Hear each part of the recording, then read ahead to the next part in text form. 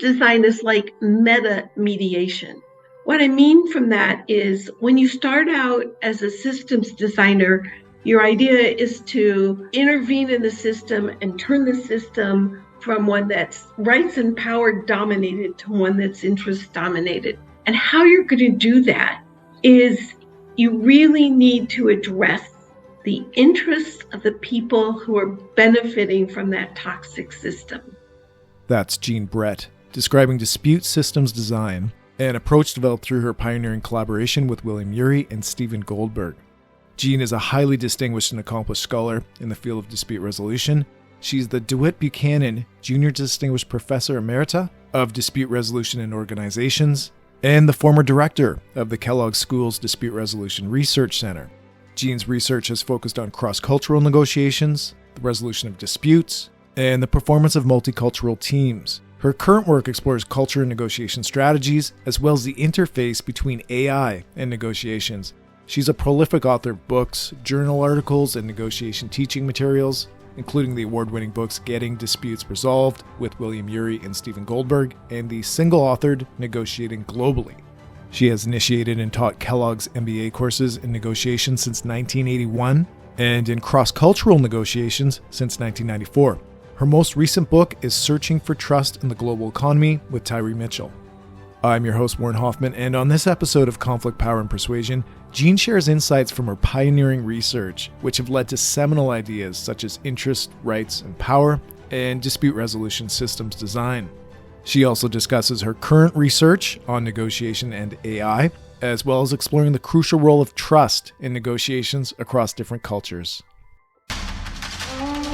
This is Conflict, Power, and Persuasion, podcast of the Canadian International Institute of Applied Negotiation. Hi, Jeanne. Thanks a lot for joining me.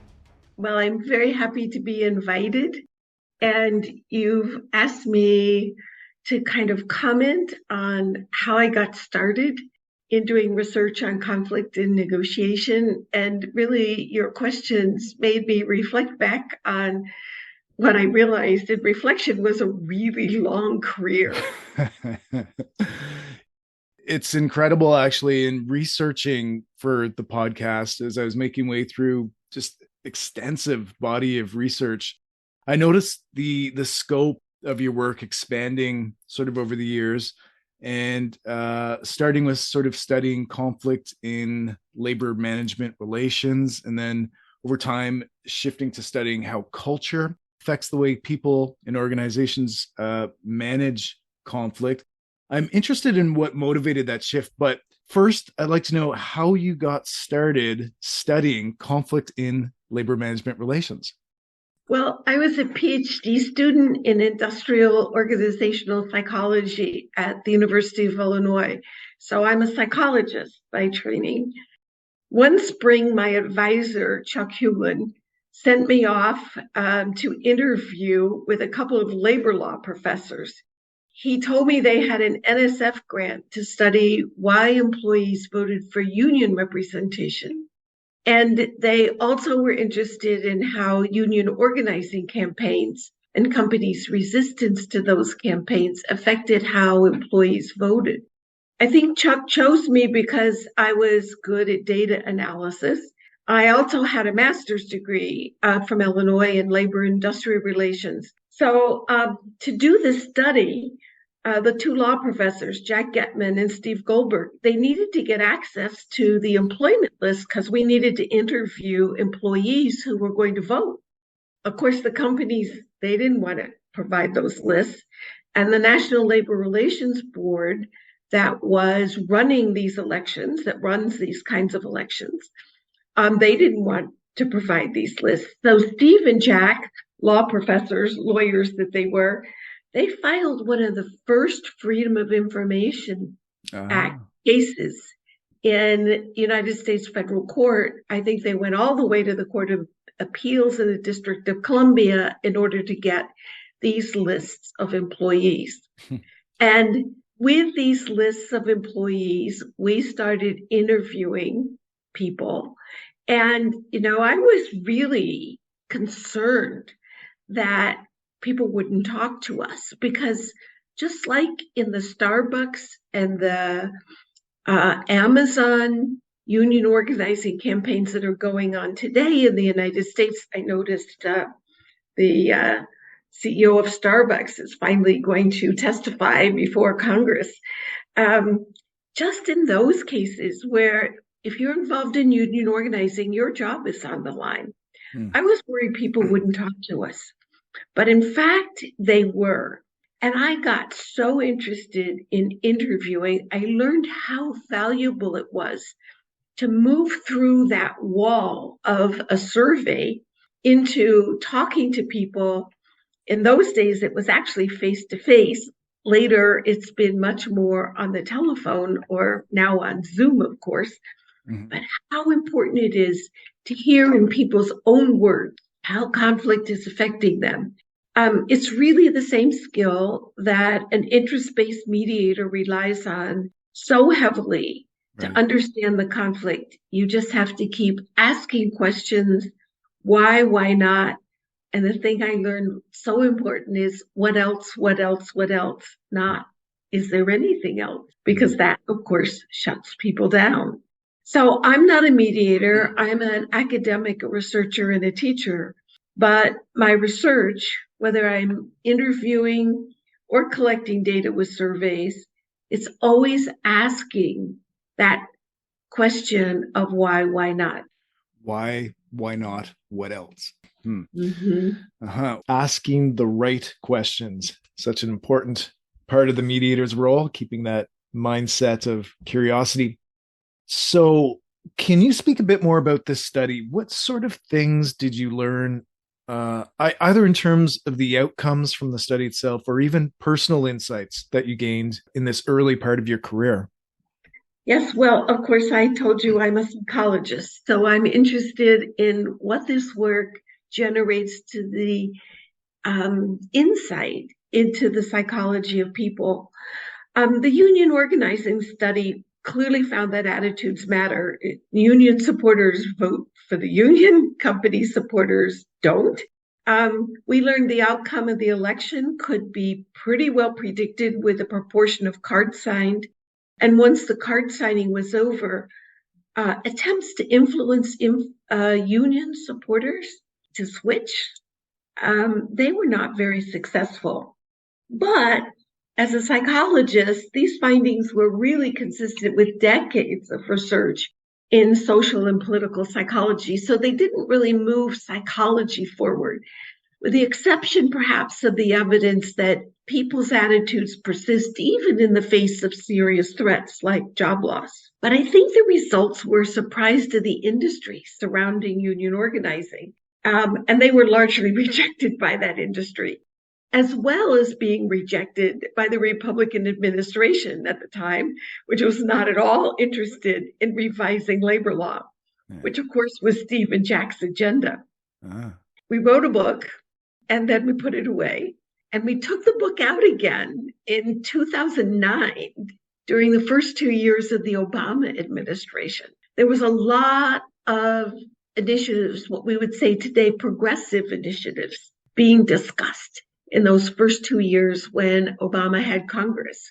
Unfortunately, a lot of those initiatives fell by the wayside, and so did Steve and Jack's agenda to change labor law. The union organizing study really gave me a taste for research that would have a social impact. But frankly, none of my subsequent research aimed quite so high as trying to influence federal law. Yeah, a strong start right out of the blocks with some lofty goals. That's fantastic. Now, where did that lead you? What was the next main focus in your research? So the next study we did, we call it the Wildcat Strike Study. A wildcat strike is a strike during the term of a labor contract. It's illegal by federal labor law. And it was really that study which led to the framing of dispute systems design and to the mediation of labor grievances, and really the introduction of mediation into managing disputes generally. So let me tell you a little bit about the wildcat strike study. Okay. Again, this is a long time ago, right? In the summer of 1978, I was driving a little red rental car around the hills and hollers of West Virginia and Eastern Kentucky. And we were interviewing coal miners at high strike mines and low strike mines. And I was also interviewing mine managers at both high and low strike mines. We were trying to understand why there were so many strikes at some mines and not at others, and then what could be done at the high strike mines. So this is 78. At that time, coal was the primary source of electric power in the United States. And if you think about it, coal is massive, right? So you take the coal out of the mine on a railway car and you deliver it to some electric power plant, say from downstate Illinois into to the Chicago area, and burn it for electric power. But storage is a problem. So of course you wanted just-in-time delivery. I don't think they had that concept in 78, but that's what they were doing. And if you had wildcat strikes, you couldn't control that just-in-time delivery. So wildcat strikes were a federal concern at that time because there were so many of them. And so the question is, really, what was going on in these high strike mines? So I talked to one of the mine managers at a low strike mine. He had had one strike in the previous year. And I said, what happened? You had a really good record. What happened here? He said, oh, that strike never should have happened. I said, what happened? What happened? And this is the story that is the example that Bill Urey, Steve Goldberg, and I used to explain interest rights and power in chapter 1 of our book, Getting Disputes Resolved. Right. And Warren, if I may, can I tell the boot story? Please do. All right. So I'm not an actress, but here we go.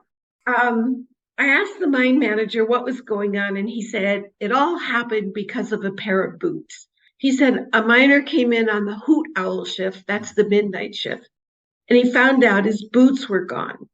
Miners leave their boots in these wire baskets. They hoist them to the roof of the bathhouse. They're really gross clothes. These are underground miners, right? They're really, really dirty. And when he brought his basket down, his boots were gone. So he went to the shift boss and he said, someone stole my boots. It ain't fair. And the shift boss said to the miner, the company's not responsible for personal property left on the premises. It's your problem. The miner goes back to the miner's side of the bathhouse, picks up his lunch bucket. You can't go underground for 8 hours without your own food and water. There's no cafeteria down there. Unscrews the water bucket, the water can from the bottom of the bucket. Water goes on the floor. That's the universal signal. The entire shift walks out. And in union solidarity, all 3 shifts refuse to work. So you're losing a lot of production when you're running 3 shifts worth of production. And I asked the mine manager, was there anything that could have been done to avoid that strike? And he said, yes. My shift boss knows I've bought boots for miners before. He should have pulled $100 out of his pocket, given it to the miner, told him to go home, buy yourself a pair of boots, come back to work tomorrow. The mine manager valued production more than the $100. And he was willing to take the risk of having set a precedent for buying miners' boots. So the story is a wonderful illustration of how negotiation, especially dispute resolution negotiation, range among interests and rights and power and back to power and back to rights. So the rights here was the miner says, someone stole my boots, it ain't fair. That's a rights argument. Right. The shift boss came back with his rights argument and said, we're not responsible for your personal property. And then the miner escalated it to power by instigating the wildcat strike.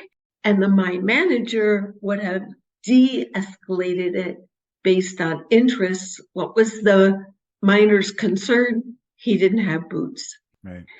So from all of that work, talking to miners and mine managers, we really concluded that the wildcat strikes were the result of miners' frustrations with the way they were being managed. They had a grievance procedure and it ended in arbitration, but that was all about whether the incident had actually violated some element of the contract. And they were just frustrated with the way they were being managed. Yeah, it's so neat to hear the original example of the interest, rights, and power concept and how the grievance process was really just rights-based. So arbitration focusing on whether a contract has been violated. So things have changed considerably. Did you reach some conclusions about the differences between the low and high mine strikes? When I was interviewing managers of mines, I knew whether it was a high strike mine or a low strike mine when I walked into the manager's office, which sometimes was a double wide or really a shack. If the mine manager was sitting there in a white shirt, it was inevitably a high strike mine. You can't go underground in a white shirt. It will never be white again. If I came in and they said, oh, yes, he's expecting you, we have to call him up, he's underground. And the mine manager came up from underground in his work boots, in his work clothes, it was inevitably a low strike mine. It was a difference between management that was not trenches. just on the ground, but underground, right? Management that was sitting in the office chair. Right. So we really thought that there had to be a way of addressing this problem. It's not that the miners were always right. It's just that they were so frustrated. And even though by striking, they lost pay, the mine lost production and they were taking revenge. So Steve Goldberg introduced grievance mediation to try to resolve these disputes on the basis of parties' interests without them having to go to arbitration. Arbitration is a rights procedure, right and wrong under the contract, right? A strike is a power procedure. Arbitration is a rights procedure. At some of the high strike mines that we visited and interviewed at, both the union and the company were deeply engaged in power, not just wildcat strikes, but bomb threats, drive-by shootings. I mentioned wildcat strikes are illegal under federal labor law. A federal judge jailed 115 miners from an entire shift overnight. So things were bad. So I think, warn your listeners, as mediators and dispute systems designers, they know how difficult it is to get people and organizations to change, to try something new. But in the coal industry, when we started doing this work, both sides were hurting plenty. And that was the environment into which Steve Goldberg introduced grievance mediation. And of course, my job, the data analyst, was to run the data. So what did we find? We found that mediation that was focused on interest really worked in these situations. Our mediators were getting about 86% settlement rate. I looked up our first publication there. 70% of those settlements were without a mediator giving any kind of advisory opinion. The mediator facilitated an interest-based agreement. Certainly, these numbers were from the first experiment, but I kept the data over about 20-year period, and the settlement rate stayed really very similarly high. I'm not doing that anymore.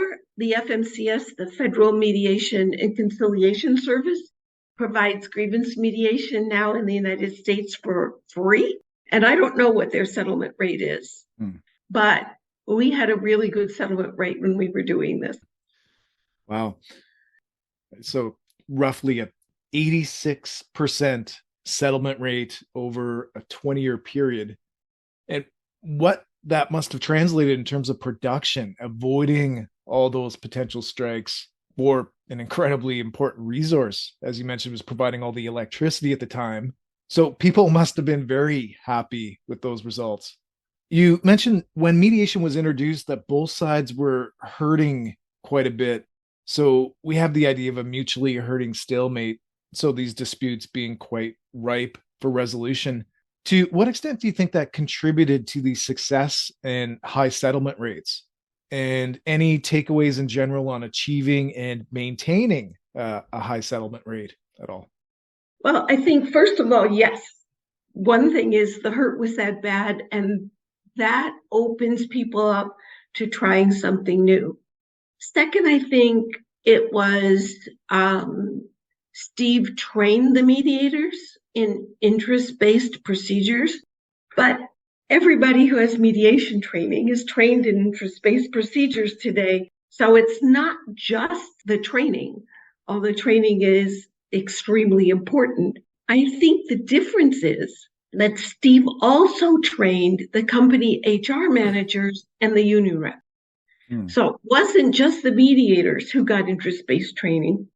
It was also the representatives who were representing grievance and usually their bosses in these situations. And, as the HR or the IR in this world, the industrial relations managers and the union reps got experience. They had the training and the experience. They could then help the mediator facilitate an interest-based approach. I'd like to jump to a story from a systems design project. It's again mediating grievances, but it's not in the coal industry. It's one we did later. It was with American Airlines and their flight attendants union. We trained everybody together. We had everybody at the executive center at Kellogg at Northwestern University for 2 days doing simulations. I don't remember how many simulations we did, but we had union playing company, company playing union, union playing third party, company playing third party. Everybody was playing all different roles, and they just kept switching around and switching around. In the real situation for American and their flight attendants, what they had negotiated in their contract was that the third party was always going to be a higher level manager. And I will be frank, we thought that design was a disaster, a non-starter, a non-neutral mediator. Are you kidding? That's not going to work, we told them. Actually, it worked really well, much better than we anticipated. And subsequent research that I did on the topic of manager as a mediator. So a manager, when you're intervening in a dispute between a couple of subordinates, you've got skin in the game as well, and you've got hierarchical authority over them. But still, those interest-based techniques are really, really successful, regardless of whether you're non-neutral. It's probably easier to be an interest-based mediator and non-neutral than an advisory mediator and be non-neutral. So let me get back to my story. Sure. All right.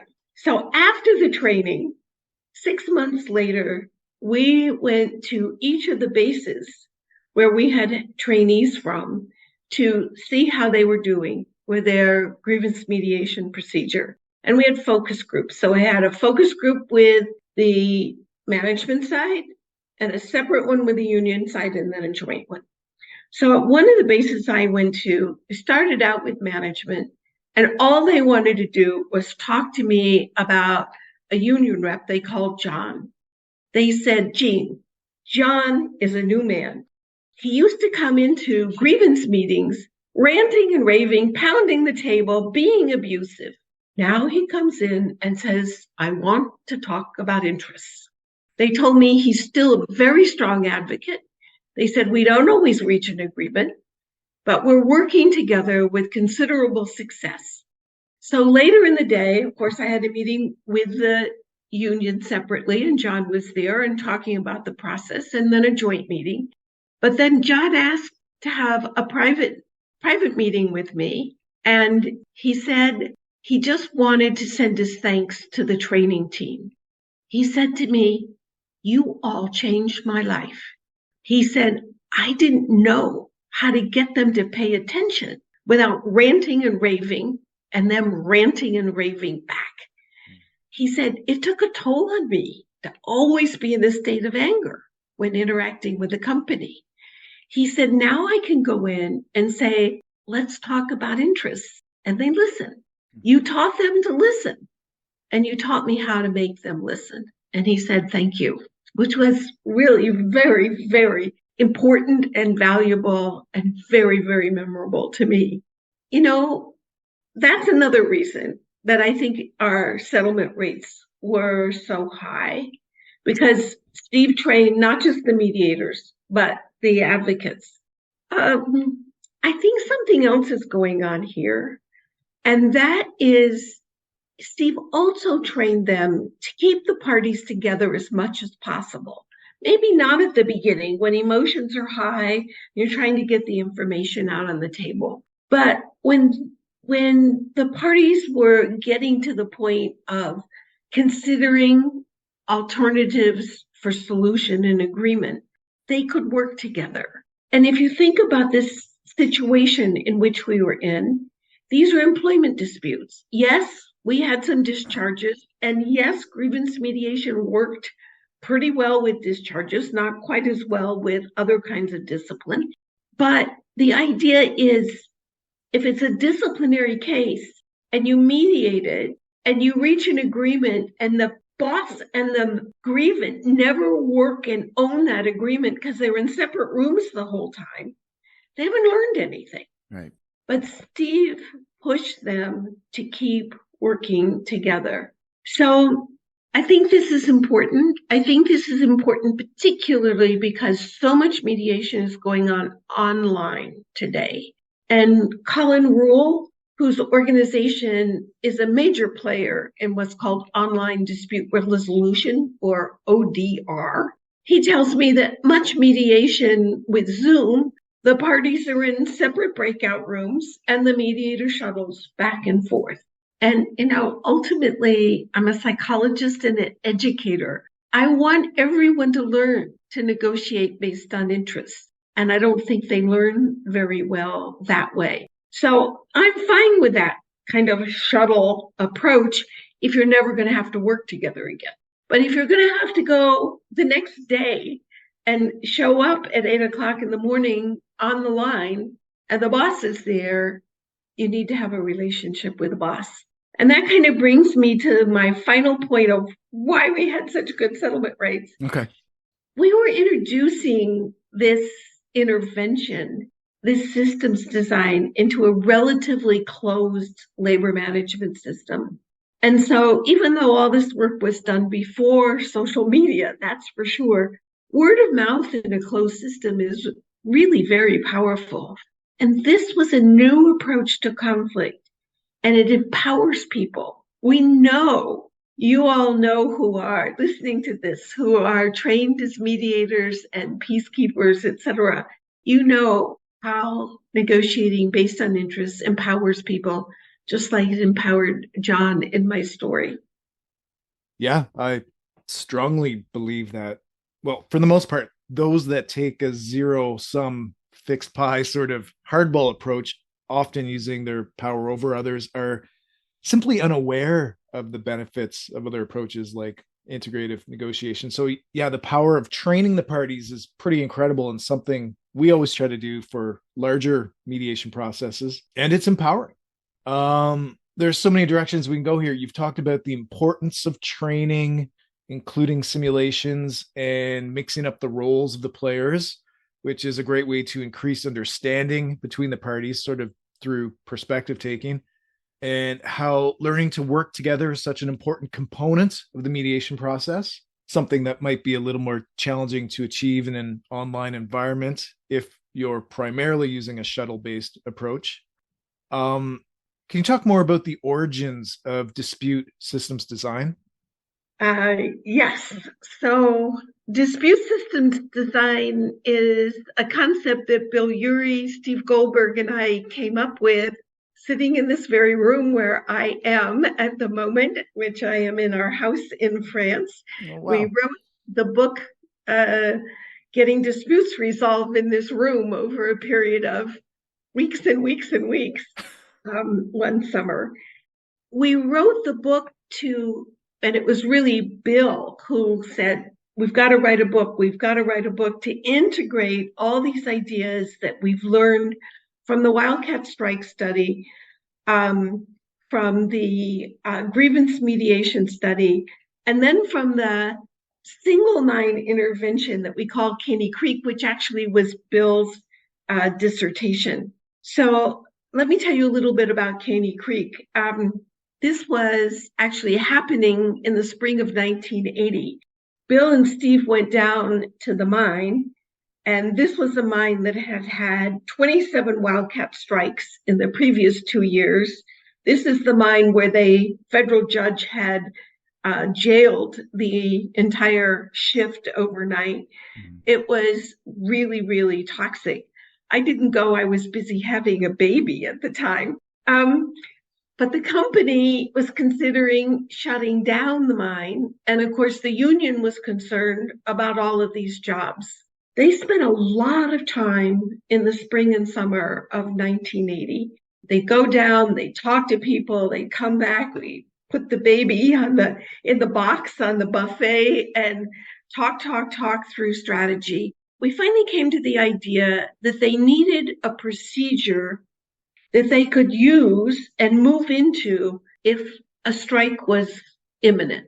And they actually put together such a procedure, and then there was a vote on it. So it was actually a procedure that gave the miners the right to strike. And then there was a vote, and they voted it down. But Bill was there all summer and teaching them to negotiate on interests, intervening as an interest-based mediator when things got hot, and they never actually needed it. So they actually kept that mine in operation for many years after this intervention. And we learned a lot from that process, especially by negotiating that right to strike, and then they voted it down. So what we realize here is that these are systems. And even when the system was what we considered to be toxic, there are people benefiting from the toxic system. So if you're going to do an intervention, if you're going to change a system, you're going to have to intervene on multiple levels. And so we came up with this idea and label. I'm sure it was Bill Urey, who is a wonderful writer and just conceptually fantastic mind, came up with this label, probably wandering around the hills here in Vanask, of systems design. And you know what? Systems design is like meta mediation. What I mean from that is when you start out as a systems designer, your idea is to intervene in the system and turn the system from one that's rights and power dominated to one that's interest dominated. And how you're going to do that is you really need to address the interests of the people who are benefiting from that toxic system. We were at the front end of a systems design project looking for information to understand the current system, how it worked, why it worked, who was benefiting. It's just like the first stage of a mediation, only just on a larger scale. And then when you intervene to change the system, you're actually engaged in an active multi-party mediation. So that's the origin of systems design, putting together the ideas that we learned, the insights that we had from these 3 projects, all surrounding the wildcat strikes and the toxic labor management relationship in the coal industry in the late 1970s, early 1980s. Wow. So we have all the pieces then, the 2 studies and the Caney Creek mine intervention leading to the thinking around dispute system design and the writing of Getting Disputes Resolved, which happened in the very room you're in now. So moving forward with your research, it seems to take a bit of a turn. Would it be fair to say, as a possible theme, you became rather interested in the dialogue? So, what disputants are saying to each other? Would that be an accurate description? Yeah, I think so. And I think it actually comes out of getting disputes resolved because that interest, rights, and power and understanding how people in negotiation and in dispute were moving around among interest, rights, and power, that really fascinated me. And then part of the redirection was I was teaching negotiations to MBAs and executives, and most of that was focused on deal making. And I make a distinction between deal making negotiations and dispute resolution negotiations. They're definitely related. But if you think about it, in deal making, you're negotiating with your best possible partner. In dispute resolution, you're negotiating with someone who made a claim against you or whom you claimed against. It means in deal making, it's your best possible partner. You may get angry and frustrated with them, but in dispute resolution, you're already angry and frustrated when you started. Right. And then also in deal making, if we can't reach an agreement, you, Warren, go off and negotiate with your BATNA, and I go off and negotiate with my BATNA. But in disputing, well, what I call it is it's not a BATNA, it's a WATNA. It's the worst possible alternative. It's the worst thing you can do to me when we don't agree in disputing. So I got really interested in dialogue. And yeah, I was moving away from dispute resolution to deal making. But the dialogue was still really, really interesting. We had a simulated laboratory. We had all these MBAs and EMBAs negotiating with each other. And we had these cassette recorders that we were having them record. And we were transcribing and coding all of that, which can be done by computer today. And really trying to understand how strategy develops over time.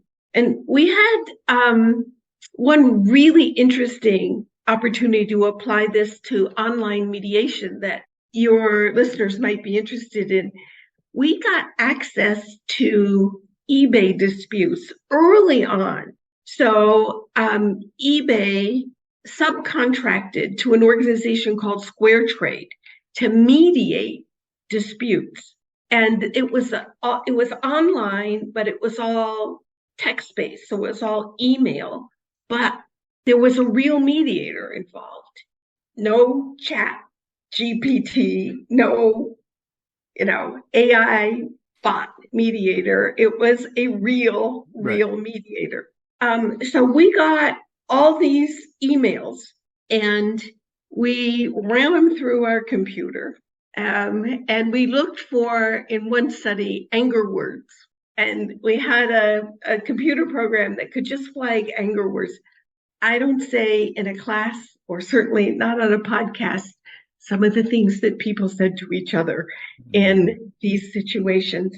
What's the takeaway from this study? It's not going to be a surprise to any of your listeners.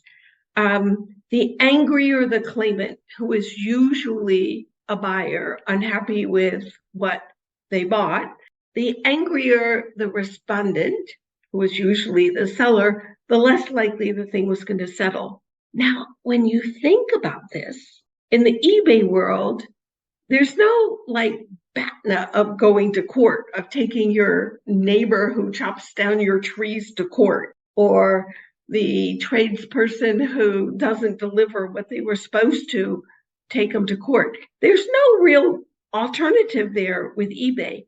The claimants, by flaming in an email that they knew was going to the respondent and to a mediator, were essentially ruining their chances of ever settling the dispute.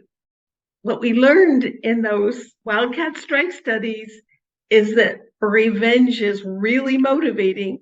It's the same thing here. And then trying to intervene when there's so much emotion is really, really difficult to do. And I guess the mediator could do nothing to mitigate that, obviously, because the data shows it didn't resolve. The Wow. data shows it didn't resolve. But, the mediators in this situation didn't have Zoom. They didn't have the parties in two different rooms. They couldn't be shuttling back and forth. Yeah. It was all email. And so there were delays. And yes, it wasn't challenging, but those were the angry ones. If you came in and made a claim and were clear about it and straightforward, they were able to settle. It's not like none of these online mediations settled. Yeah. Yeah. It was the ones that were just full of revenge and emotion. Well, let's move from the past to now. And as I understand it, you're involved in some projects that are embracing AI as a training tool. Is that right? Yes, it involves AI. So let me tell you about it. I'm working with a team at Northwestern Hospital. The research team is headed by Lee Lindquist. She's a former MBA student of mine. She's also the chief of geriatrics at Northwestern. And the purpose of the project is to train family caregivers to negotiate with older adults. And so when Lee brought me into the project, we were challenged to figure out how to develop a training program for caregivers that would scale. And so I brought in my friends from USC, Jonathan Kratch and Jonathan Mell. Jonathan Mell's now at the University of Florida. Jonathan Mell, when he was a grad student at USC, he wrote a negotiation training platform called Iago. And Iago is an AI bot. It negotiates, and it is trained to help you learn how to negotiate. In that project, remember I talked about the difference between deal making and dispute resolution. Iago was trained as a deal-making negotiator. In our project, Iago takes on the new role of Grandma Anna. Grandma Anna is an older adult who does not want to cooperate with her family's caregivers. And it turns out Lee, who is a very experienced negotiator and geriatrician, negotiating change with older adults, she tells us, is just very, very, very challenging. The caregivers are so concerned about the safety of the older adult. They're so concerned about promoting their quality of life. But of course, the older adults are always very, very concerned about their independence and change and the way they've lived their life, and they don't want to give anything up. In any event, we're using Iago, Grandma Anna version of Iago, to scale the training. And Grandma Anna is focused to come into the training based on rights and power. And it requires you, the caregiver, the trainee, to begin to show an understanding of Grandma Anna's interests and help Grandma Anna move away from rights and power to interests. And no, Grandma Anna is not Chat GPT. She's based on AI. I can't tell you what the algorithm is, but she definitely understands interest, rights, and power. But she also understands 5 ways to take a rights and power negotiator and refocus them into interests. So, of course, one of these ways is very familiar to your listeners, a third-party intervention. The 4 others are based on research that I did with Annie Lytle and Deborah Shapiro. I think it probably hasn't reached too far into the world of mediation, so maybe we should talk about that. We identified patterns of dialogue in dispute resolution in which angry negotiators actually ended up turning away from focusing on rights and power to interests and agreement. So, may I give you an example? Yes, but just to make sure everything is clear here, because this is really interesting, and I'm having fun following along. Iago is an AI who you're calling Grandma Anna, who is primarily a rights power-based AI, and the idea is that the caregivers interact with Grandma Anna, trying to get her to shift to interest. But Grandma Anna does know some ways to shift to interest, so she's trained on that. And this is coming from a study that you conducted to of the methods she could use to make that shift. Is that right? okay? So actually, it's the caregivers that need to make the shift. Right. And if they do some of these things, then Grandma Anna will reciprocate. Sorry. Yes, of course. Right. So that's the first thing, is as a caregiver, you need to understand that if Grandma Anna is angry, if Grandma Anna is talking about rights, it's not fair. Grandma Anna is talking about power. I won't answer the phone. I'll lock the door. If you reciprocate in rights or power, you're not going to get anywhere. So the first step is to learn not to reciprocate. So let me tell you about trying to get Grandma Anna to stop driving, which is one of the major problems with older adults. Okay. She's going to continue driving and you don't want her to. So you could threaten to take her car keys, or you could disable her car.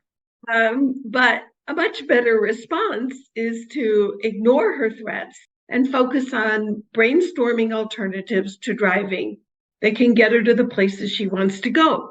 So you might say, Grandma, I know you use Google Maps in your car. Have you looked at the city's new public transportation app? It works just like Google Maps, only it tells you how to use public transportation to get to your destination. Another thing that happens, and that's a no-no, if you will, is don't get personal. So Grandma Anna wants to keep driving, and you could say to Grandma, you cannot drive with your eyesight. How you pass the state driver's test, I'll never know. I know you have limited vision because you can't see me when I'm working right next to you in the kitchen. Instead of getting personal and blaming the older adult for something they don't have control over, keep coming up with ideas about how Grandma Anna can continue her activities without driving. Third idea, reciprocate, but move to interests. So Grandma Anna is really stubborn. If she's going to continue to insist on driving, you may have to get her to consider the implications of doing so. So you might say, Grandma, if you're going to continue driving, then I'm not going to let your grandson go anywhere with you. But on the other hand, he's old enough to use the bus and he needs to learn how. And maybe you could teach him how to use the bus. So here, you're putting your foot down.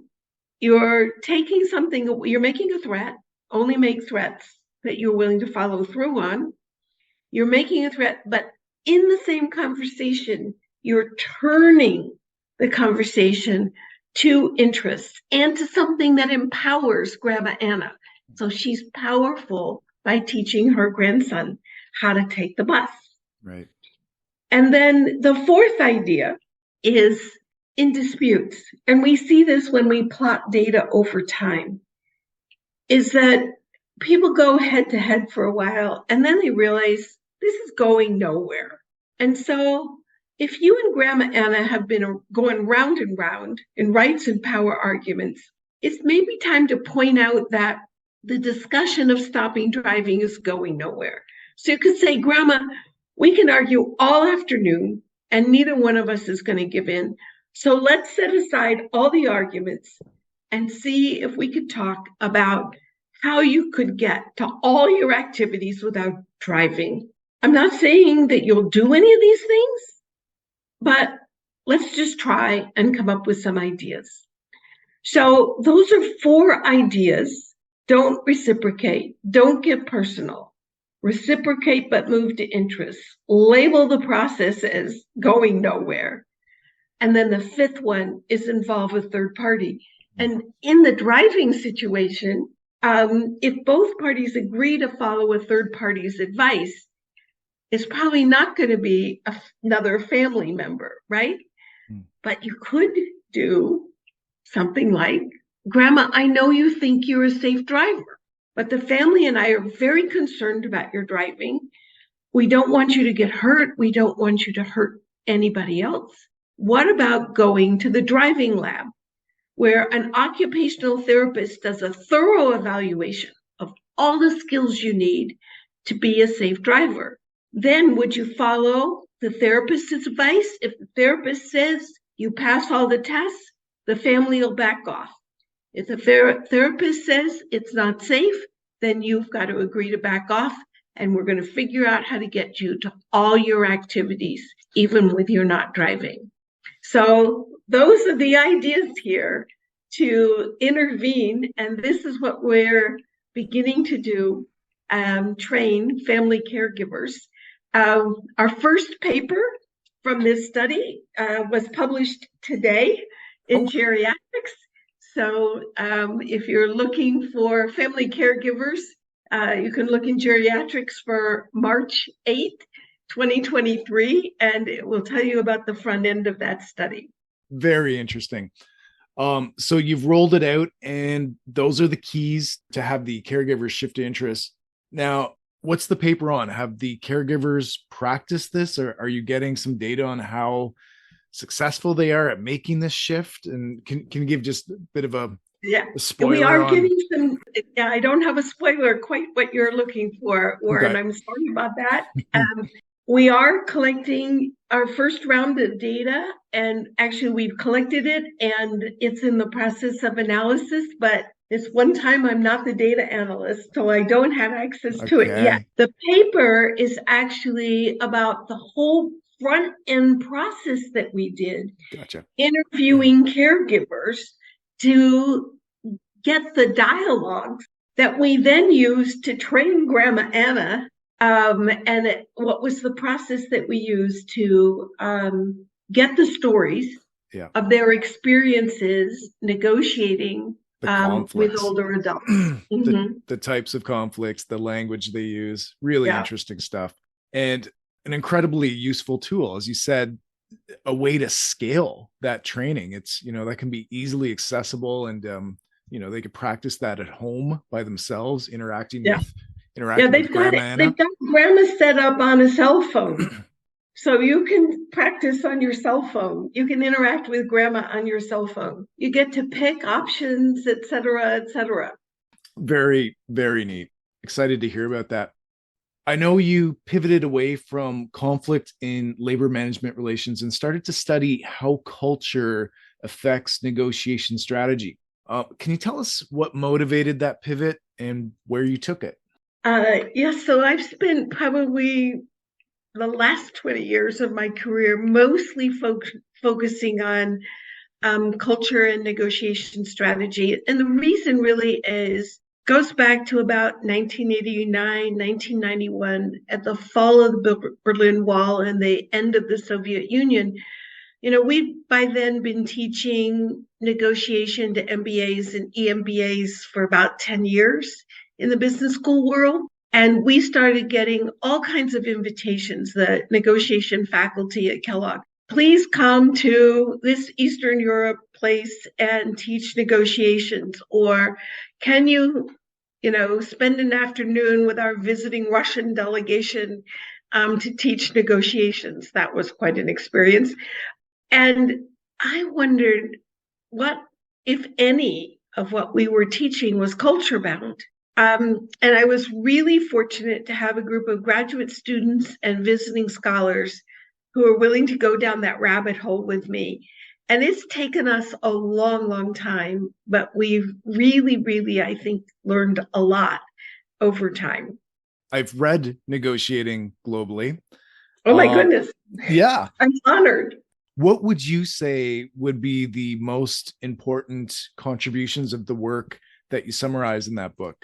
So negotiation globally, there are 3 editions, and every edition keeps getting more data in it. And I probably should do one more edition because there's some new stuff. But I think that let me start here. A lot of people, when I started studying culture and negotiation, a lot of people, academics, my peers, they kind of laughed at me. They said, there aren't really cultural differences here. So what I've learned over time is when I'm going to talk about culture, I really have to get people on the same page. So I always emphasize that culture is the character of a group. It's the group's beliefs, their norms, the social, economic, political, religious structures that organize the group. And I try to get people to think about culture as like a bell curve or a normal curve. And that in the group, there are a lot more people under the bell than there are out in the tails. So when I'm talking about culture, I'm talking about central tendency, recognizing there's always variation around central tendencies. And when I talk about cultural differences, I'm really only talking about cultural differences when the variation within the group is less than the variation between the groups. So you've got to have, I'm a data scientist ultimately. You've got to have these statistical differences. And finally, I think it's really useful, what's the point of understanding cultural differences? And in a negotiation or a mediation context, I think the point is that if you know something about a person's culture and you find that person acting in a really annoying way, but you can attribute that behavior not just to the person being intentionally bothersome, but you can step back and say, okay, it's cultural. Right. It's not going to be easy for them to change that behavior. So how do I deal with it? And I find that really, really useful. Yeah. And actually, it's really useful whenever somebody's annoying, whether it's them or it's their culture. You step back and say, it's not going to be easy for them to change. How do I deal with it? It's a good mindset. I think it helps. So what have I found? Culture matters. There are cultural differences in negotiators' interests and priorities in the way they use negotiation strategy. One place you see these differences in how directly people confront a conflict. In some cultures, people are very direct. We think we're direct in the US and in Canada, but if you go to Northern Europe, they're even more direct. But East Asians tend to be much less direct. And can I tell you the story about the bicycles? Sure. So I was having trouble explaining to my students the difference between direct and indirect confrontation. And this was an EMBA class. I had students from Hong Kong, Germany, Israel, Canada, and the US. So most everybody was Western culture except my Hong Kong students. And one of my Hong Kong students said, "Professor, let me help. I'll tell the class about my experience having bicycles produced in the PRC." He said, "I had a contract with a German company for bicycles, and I had them manufactured at a plant that I had not worked with before. And I thought before they shipped them, I really ought to go to the plant and do a little quality control." So when I got to the plant, I asked the plant manager, could we take a couple of bikes off the line? And could he take me for a spin in the community and tell me about the community? And he did, we did. He said, my bike rattled. So did the plant manager's bike rattle. So when we got back to the plant and I turned my bike in, I mentioned that I thought my bike had a rattle. And that's all I said. And then I got on the train and went back to Hong Kong and waited. At this point in his story, the Western culture students in the class could not contain themselves. They interrupted him and they said, "What? You didn't say fix them before you ship them? You didn't say work with them, find and fix the cause of the rattle? You didn't check the rest of the bikes?"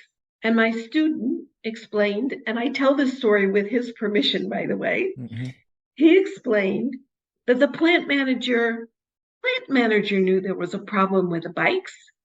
The plant manager knew I knew there was a problem with the bikes. If I had taken a more direct Western cultural approach, telling him that there was a problem, telling him he had to fix it, telling him how to fix it, he would have lost face. And I would have risked him not fixing the problem at all. By being indirect, I gave him the chance to save face and to fix the problem himself, which he knew was his responsibility.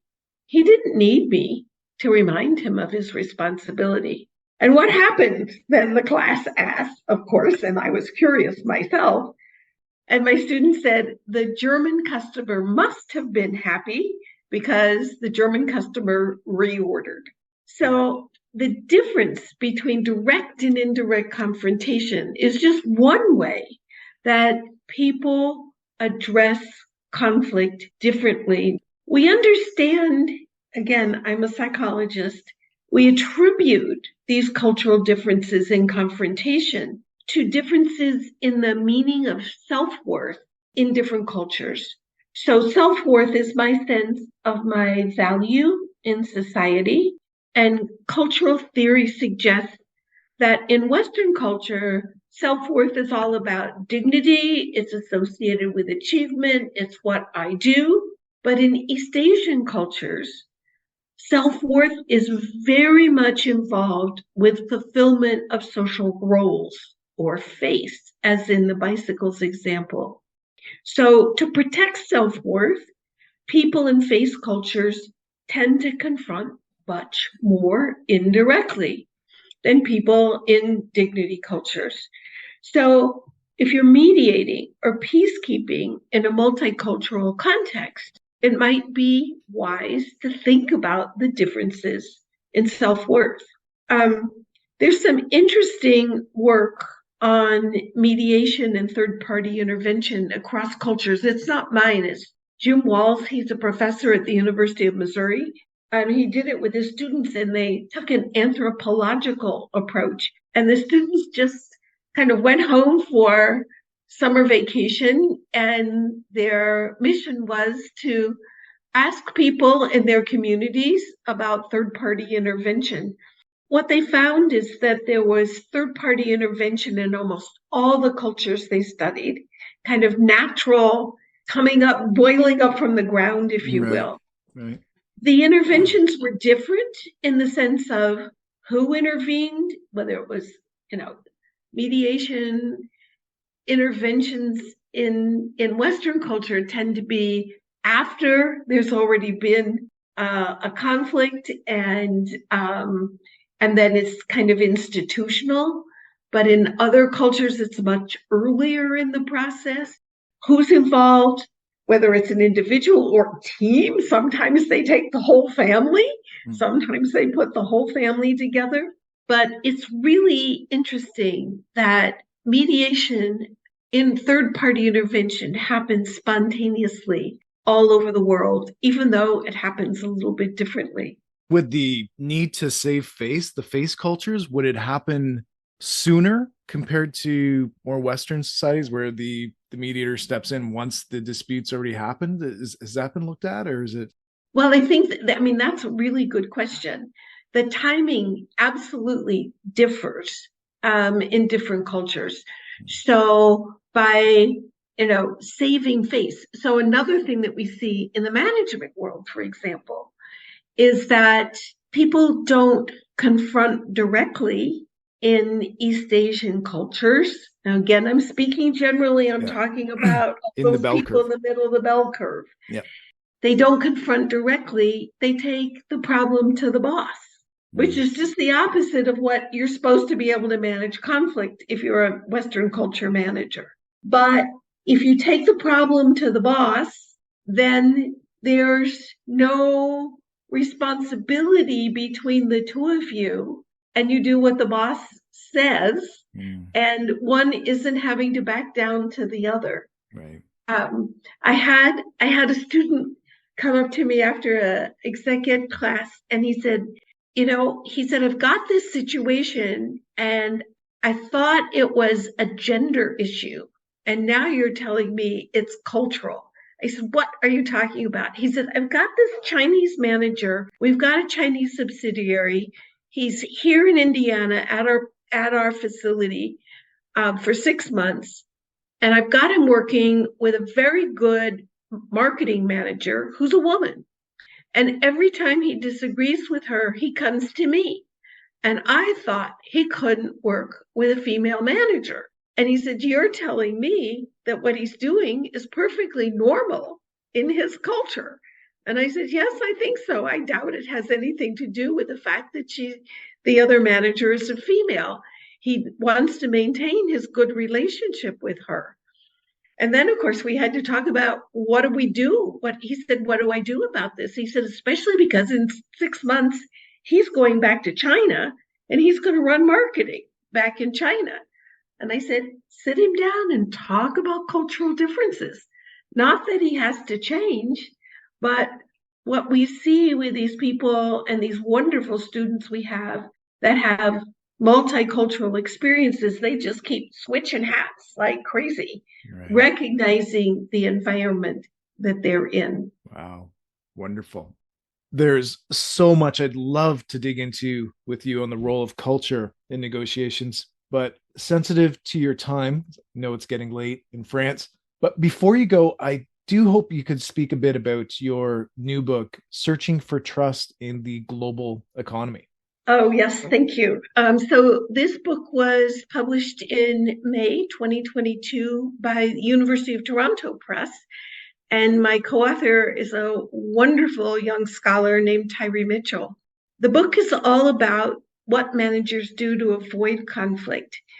We asked managers who are engaged in new business development, so people definitely in sales, but in business development, which means mergers and acquisitions. They were investing in companies, everyone externally facing as opposed to internally facing. We asked 82 managers from 33 different countries around the world, how do you decide to trust a new business partner? And their answers varied depending on whether they were from high trust or low trust cultures, or they were from tight or loose cultures. So let me explain a little bit more what I mean. I think we understand the meaning of trust. It's the willingness to make yourself vulnerable to another party. And trust varies culturally. There's plenty of data on that. There's something called the World Values Survey. You can look that up on the internet. It reveals that Western and East Asian cultures tend to be high trust cultures. Middle Eastern, South Asian cultures tend to be much lower trust cultures, relatively speaking. But the other dimension that helps explain what's going on here is something called cultural tightness, looseness. That may be a new idea to many of your listeners. It was an idea developed by Michelle Gelfand. She's a cultural psychologist and a Stanford professor. She writes about it in her book called Rule Makers, Rule Breakers. A tight culture, think about an East Asian culture. There's very strong social norms. There's very strong monitoring of social norms and sanctioning of deviant behavior. East Asian cultures, Middle Eastern cultures, South Asian cultures, these are all tight relative to Western cultures, and Latin American cultures actually are on the looser end of the continuum, which surprised me. Michelle has a lot of data in her book and in an earlier article that she published in Science in 2011. So cultures vary on tightness, looseness as well. And we found that the standards that people use to decide to trust a potential new business partner really vary with these two different cultural dimensions. So think about it. And then, it's like, oh, duh, I knew that.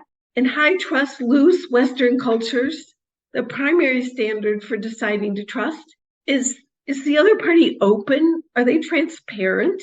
In high trust, tight East Asian cultures, because we've been talking a lot about East Asian cultures in this part of the podcast, the primary standard for deciding to trust was competence. The East Asians used reputation to kind of get through the integrity. If you had a good reputation, the integrity was not a problem. There's that indirect confrontation problem culturally that they needed to understand whether or not the other party really was competent to do the business.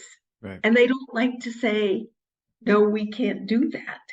And so you see how these elements of a culture, which are so embedded in the way people interact, really challenge making a decision whether to trust or not. I think that understanding cultural differences, and remember, we're always talking about cultural central tendencies. Right.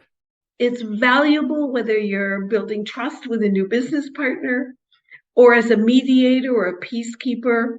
You really need to decide, how quickly do I get to issues of conflict versus building a relationship? And what we see in the low trust cultures is it's all about relationship first. If there's no relationship, there's not going to be any business. In high trust cultures, if there's a business model, we figure the relationship will follow. So there's a lot in the book, Searching for Trust.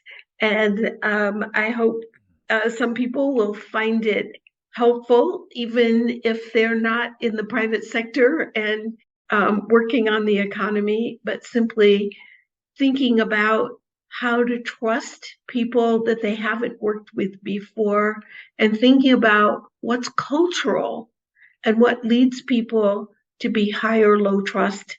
And it's so much easier to deal with high trust people. It's efficient, but that's just not the way it is around every part of the world.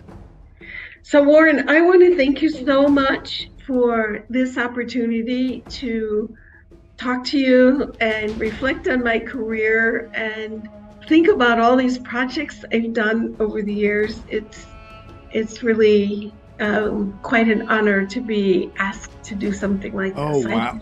My pleasure. I love all those topics, but, just hearing, some of this pioneering research and the origins of some of these thoughts and thinking, I've just really enjoyed listening to you. So thank you so much.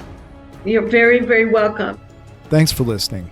If you want to hear more from international experts digging into a range of topics on conflict, power, and persuasion, subscribe to your favorite podcast app or visit us at cian.org. That's CIIAN.org.